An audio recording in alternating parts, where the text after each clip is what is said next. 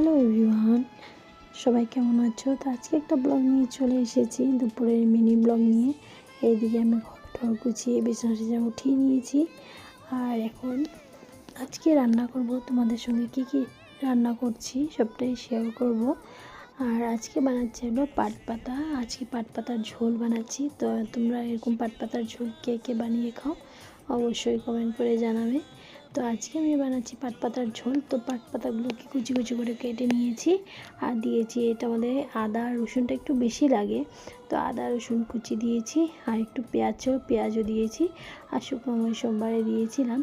আর এদিকে আমি এখন পাট পাতাটা ভালো করে ভাজা করে নিয়েছি, করে এটা আমাদের জল দিয়ে দিয়েছি। আর এদিকে শাকটা বসিয়ে চলে এসেছি ছাদে কাপড় তুলতে। তো এইদিকে আমি তাড়াতাড়ি কাপড়গুলো উঠিয়ে নিই। তারপরে বাজার থেকে এনেছে আজকে লাউ এনেছে আর লোকাল কাতল এনেছিল। তো সেটা বানাবো মাছের মাথা দিয়ে, লাউ দিয়ে আর কাতল মাছের ডাঁটা দিয়ে, আলু দিয়ে পাতলা করে ঝোল করব। এইদিকে ভাতটা বসানো হয়ে গেছে আর এটার মধ্যে উচ্ছে সিদ্ধ দিয়েছিলাম দুটো। আর এদিকে মাছ ফ্রাই করতে বসিয়ে দিয়েছি, মাছ ফ্রাই আমার হয়ে গেছে, সবটাই করা একটু বাকি ছিল। তো ডাঁটা এদিকে কাটা হয়েছে, তো তাড়াতাড়ি করে আমি ডাঁটা আলুর ঝোলটা করে নিয়েছি। এদিকে গরম ভাত আমার হয়ে গেছে। আর এই দেখো ডাঁটা আলু দিয়ে পাতলা করে ঝোল করেছিলাম, বেশি মশলা দেওয়া হয়নি। তো পাতলা করে ঝোল ভালোই লাগে খেতে। তো আর এদিকে বানানো হয়েছিল মাছের মাথা দিয়ে, লাউ দিয়ে।